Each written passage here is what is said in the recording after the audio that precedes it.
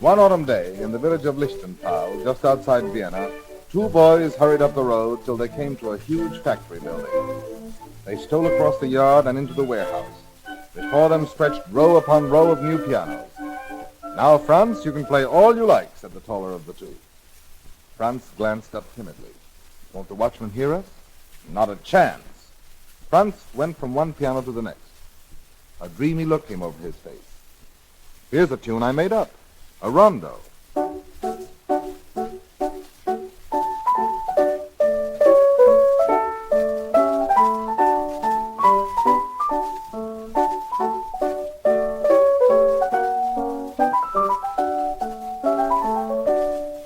Suddenly the door flew open. The old watchman burst into the room.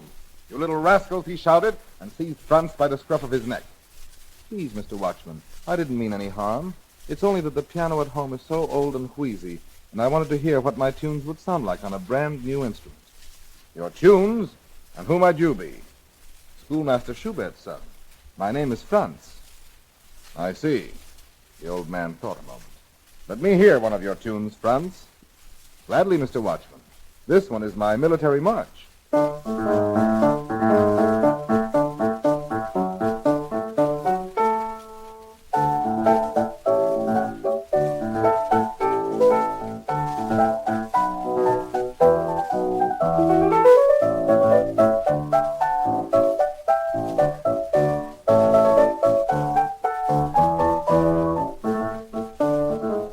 Man's wrinkled hand began to wave to and fro in time to the music. "This is beautiful, Franz. You make the piano sing." Franz's gentle gray eyes peered eagerly from behind his thick glasses. "Would you mind, Mr. Watchman, if I came again sometimes to try over my songs?" "Indeed you may, Franz. Every day, if you like."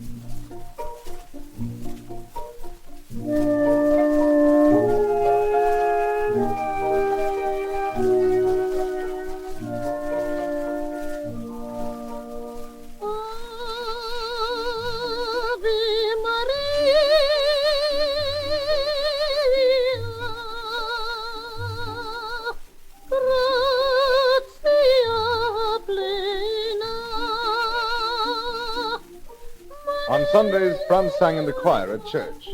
His sweet soprano voice delighted the whole village.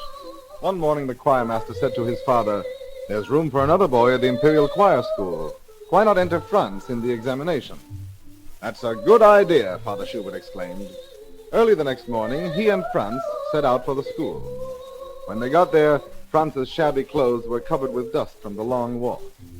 The other boys smiled. "Look at him," they whispered. "A fine chance he has." Finally, Franz entered the chapel where the judges sat. "What will you sing for us?" the headmaster asked. Franz shyly answered, "I've made up a song about the rose in the heather."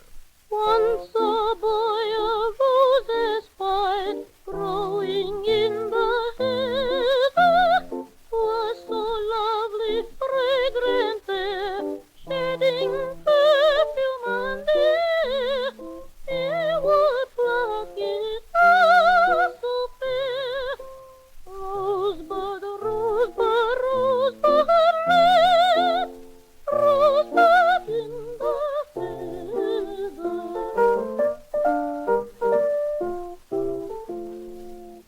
The headmaster looked pleased. "Have you anything else, Franz?" "If you please, sir, there's a tune I could play on the piano. It came to me all of a sudden, so I call it impromptu."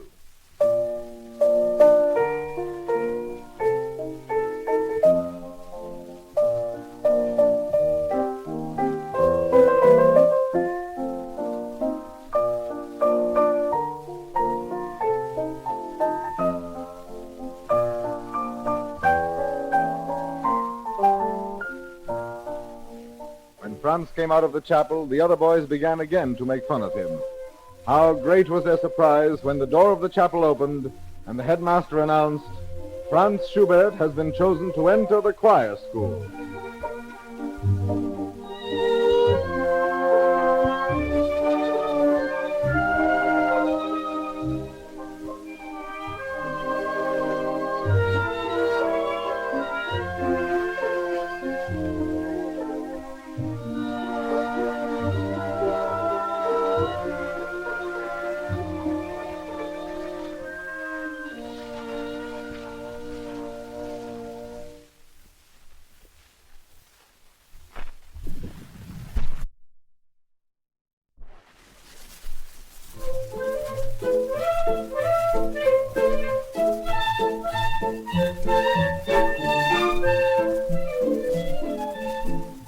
Franz was very happy at school. He sang in the choir, played in the orchestra and band. At first his schoolmates laughed at his absent-minded ways, but they soon came to love him for his gentleness and his great gift. So full of music was he that they often said of him, "Whatever Franz touches turns into song." In the evenings he would play for them the tunes he had made up. One of their favorites was a song about the brook. I heard a brooklet gushing from out its rocky spring, down the valley rushing, so fresh and clear a thing. I know not what I pondered, what voice said I must go, but staff in hand I wandered with the spring where it did flow. But staff in hand I wandered with the spring where it did flow. One day, a classmate of his found him busily scribbling notes on the tablecloth. "What are you doing, Franz?"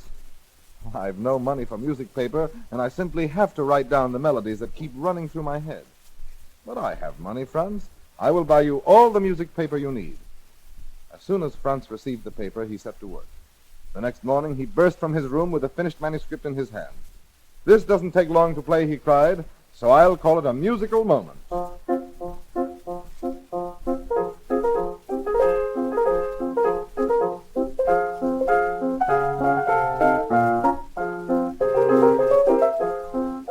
The bell had rung. He hurried into the classroom. One after another, the pupils presented their exercises to the music master. Now it was Franz's turn. I didn't get my exercise done, Herr Professor." "What? Why not?" "Well, if you please, sir, I was busy writing this." The professor, scowling, took the manuscript.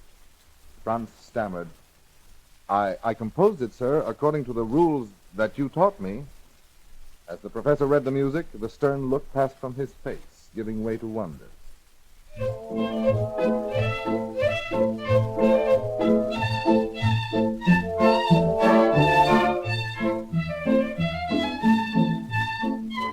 "No, Franz, I did not teach you this," he said at last. "This you learned straight from God."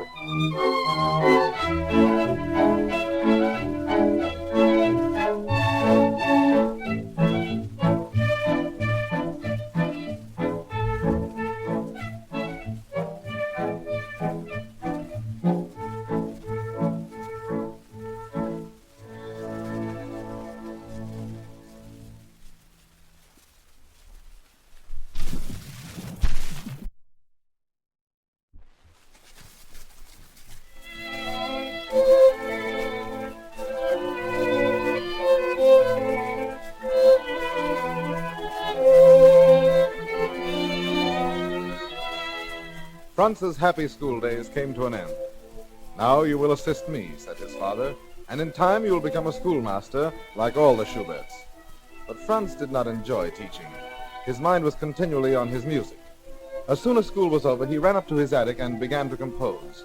One afternoon, he came upon a book of verses by the great German poet Goethe. Among these was the poem about the Earl King, or King of the Elves.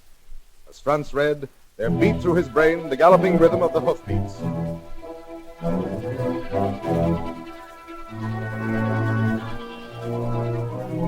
Who rides there so late as night winds moan?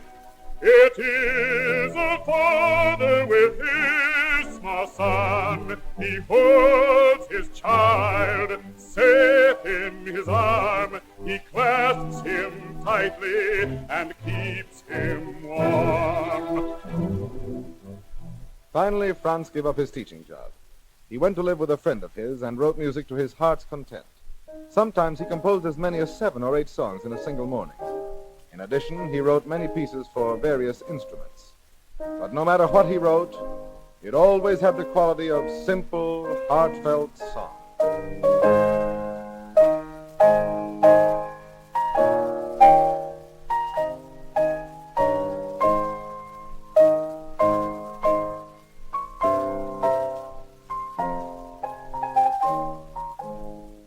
Once it was long past midnight when he put down his pen. In those days, people used to pour sand on a freshly written page in order to dry the ink. Franz was so sleepy that he picked up the inkwell instead. And the next morning, when he wanted to play his new melody for his friends, the manuscript was one huge splotch of black. The song was one of his greatest, The Trout.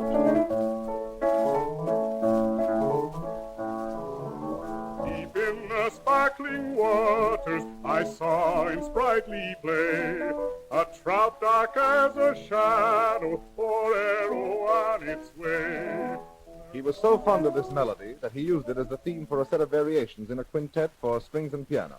For this reason, the work is called the Trout Quintet.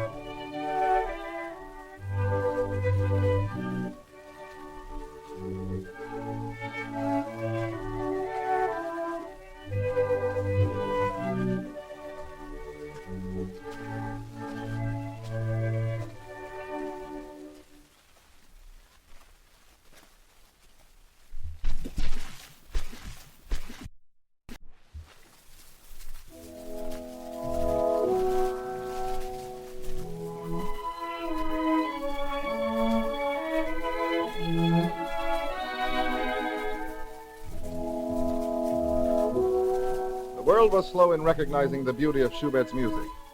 Have courage, his friends told him. Someday all the world will love your songs, even as we. Someday, when will that be? Schubert and his friends often visited a young singer named Louise. When her birthday arrived, they had no money for a gift. One of them wrote a poem that Schubert set to music. On the night of her birthday, they gathered under her window and sang the serenade which was to become one of the world's great love songs. Let my songs be gently wafted through the night to thee.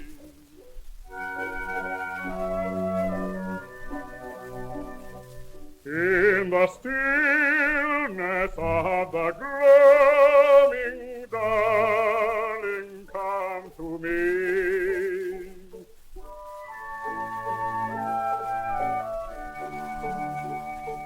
Softly now the treetops whisper in the moonlight clear, in the moonlight clear. Strangers' footsteps shall not rouse us, dearest, have no fear. Dearest, have no fear. In the beautiful Vienna woods, the leaves became streaked with scarlet and gold. Schubert walked through the forest as one lost in a dream. A mood of exaltation seized him, flooding his heart with music of unearthly beauty, tender, haunting, mysterious.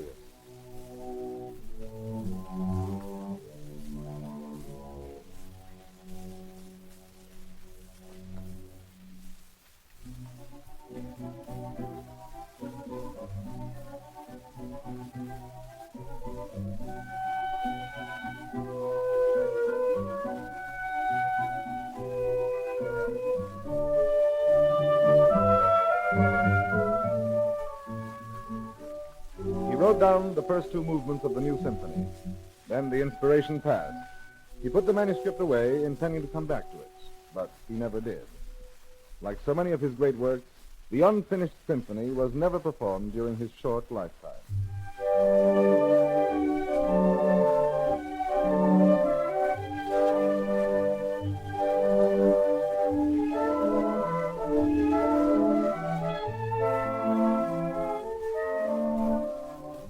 How sad it is not to hear one's own works played even once, he exclaimed.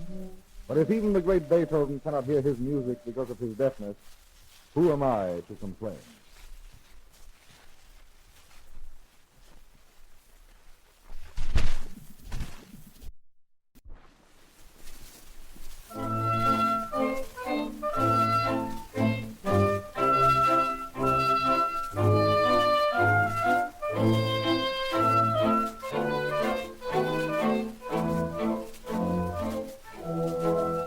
Despite the happy times with his friends, there were days when Schubert went hungry and cold.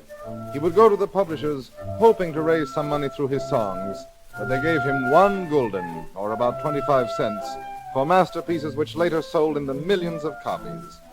Yet, despite his poverty and the indifference of the world, he continued to create his magical melodies.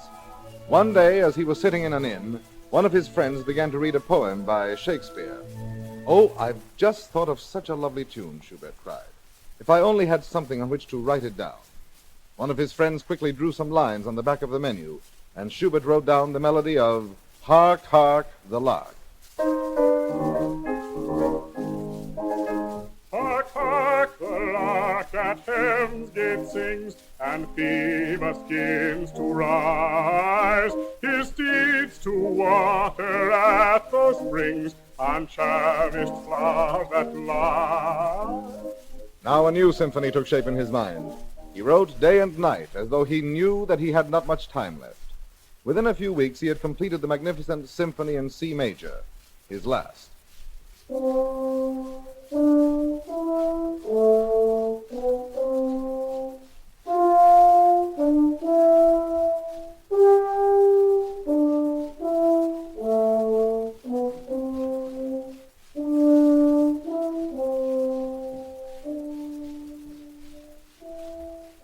How often the world has allowed the talents of its most gifted men to go to waste.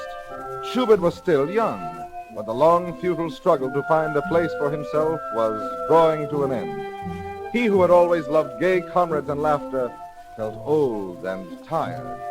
There was still so much music in his heart, but he knew that it would remain forever unsung. His last wish was to be buried beside Beethoven, so that he might be united in death with the master whom he had worshipped above all others. He left no possessions, only a bundle of unpublished manuscripts which were listed as being worth $10.